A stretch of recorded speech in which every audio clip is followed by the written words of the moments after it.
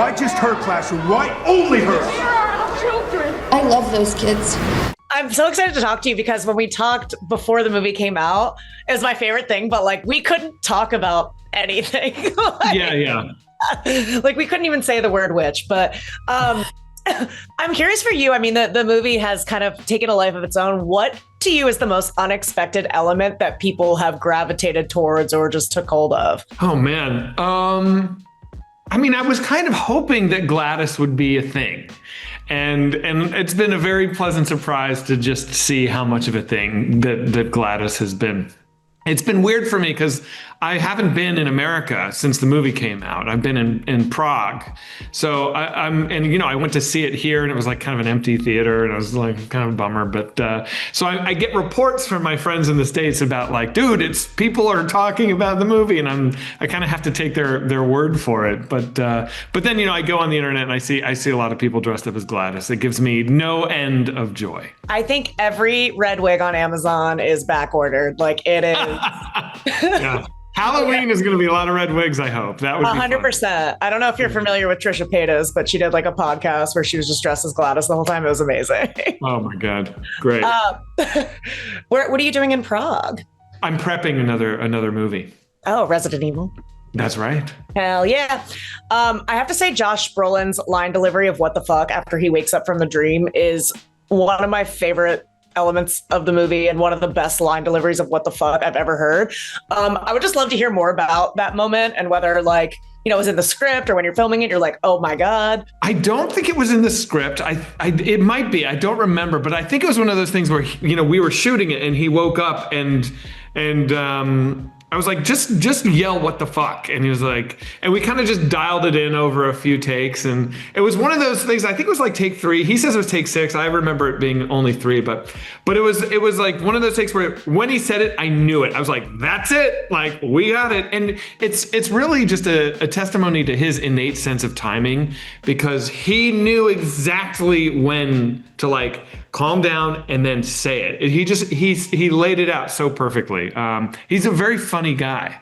And it's moments like that where you get to kind of feel his natural timing. That's so great. Also, the part that like gets me, I don't know, intentionally or not, like makes me laugh every time is Alex's parents are still being fed soup somewhere. Because that's I was like, what? That's funny that makes you laugh. I feel like the general response to that is like no, like real sadness, but I'm glad you laugh at that. I think that's great. I think more of a like discomfort laugh where you're like, what?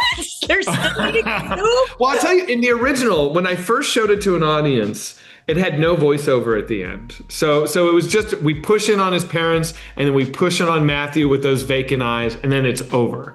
And that first screening where I showed an audience with nothing, as soon as it cut to black and then the credits came up, this woman in the audience screamed, "What the fuck?" And it was not like a good what the fuck. It was a very bad what the fuck. And I realized, I was like, we have to give a little more closure. But I didn't want it to be a happy up ending because that just didn't feel real to the story. So putting Maddie's voiceover at the end there where we kind of tell you what happened, but we leave a little bit up for interpretation. And it's like Alex has kind of a happy ending and kind of a sad ending.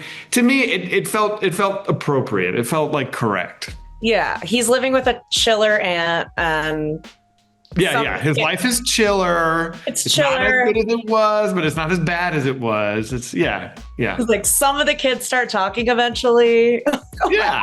I love it. I was going to say the fact that some of the kids started talking again to me, and I don't know, but it gives me hope that maybe the parents will start talking later, That's how I like to think about it. God, it's so great. I will say, I mean, I love Barbarian. I love this film. And I think the state of horror right now is like one of the most exciting genres and like pockets of filmmaking. And obviously you're doing Resident Evil right now, which I assume you're leaning into some of those horror elements. What excites you most about the genre right now? And do you see yourself just continuing that path? Yeah, I mean, I just love it. I just naturally just love it. And it's funny because I wasn't like a big horror person growing up, but as I get older, I have, for whatever reason, just gravitated as a consumer towards darker and darker fare. And so as a creator, I just kind of naturally, when I sit down to write, I just start writing something really dark, and I don't fight it. Right now there tends to be an appetite for it. Lucky me, it's wonderful. Yeah. Resident Evil, totally horror. The movie I'm going to do after Resident Evil, God willing, is a sci-fi, but it's horror. I don't really want to stop, I don't think of horror as like a stepping stone to like a more credible sort of, career. Like if I made horror movies, for the next decade, lucky me. If I shift and I make something else, great, that's fine. But I don't have a problem with it. It's not a means to an end. No, I know what you're saying. It is funny when you mentioned you were like, I didn't come from the horror background. It's like, I remember when Barbarian came out, I was like, why does Kids You Know Zach Cregger did this? Yeah. Yeah. You mentioned, so you're working on Resident Evil, and then you said, God willing, there is a sci-fi project you'd like to do. Can you just tell me more about it? I can't really talk about it yet. It's still, who knows? Who knows? You can't plan too far ahead in this business. So I'm very happy to be making Resident Evil, and we'll see what happens after that. Yeah, I saw the Paul Walter Hauser casting yesterday. Yeah. Do you think first of all, just what made him right for the role? I don't know how much you can say of who he's playing. You'll know when you see it that he's right for the role. I can't say much.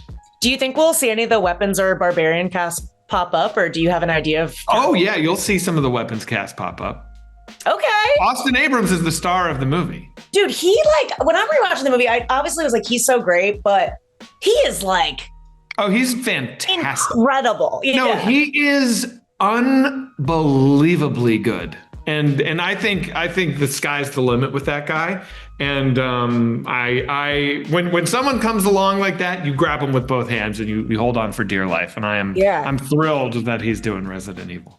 So fun. I know this might have been what you were talking about, but I saw in an interview, I think it was the Hollywood Reporter, that you wrote an original script, takes place in the DC universe, not connected to any superheroes.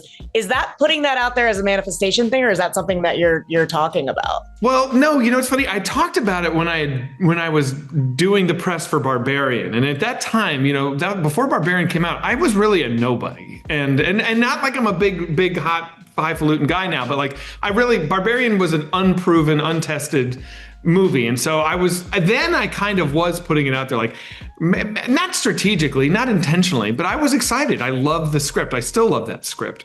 Mm-hmm. But that IP, that Gotham City IP is like the most coveted thing. And right now there's a lot of people that have their own kind of flavor. You've got Matt Reeves and what he's doing with it, and you've got James Gunn and his DC universe, and then there's just all this stuff. It's a very kind of crowded playing field. And my movie, I don't think it really fits into any of that. And so it's fine. Like I have no problem with the state of things with DC. It's great. But it's just I understand the hurdles that would be in front of me if I tried to get that movie going next. And so what I think I'm going to do is, I haven't shared it with James Gunn or anyone over there.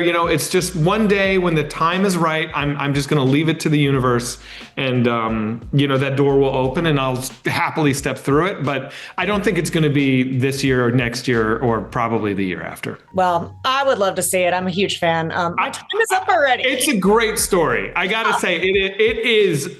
I think it is awesome. So I hope we all get to experience it one day. That would be great. Thank you so much, Ash. It's really nice to talk to you. This is where the story really starts.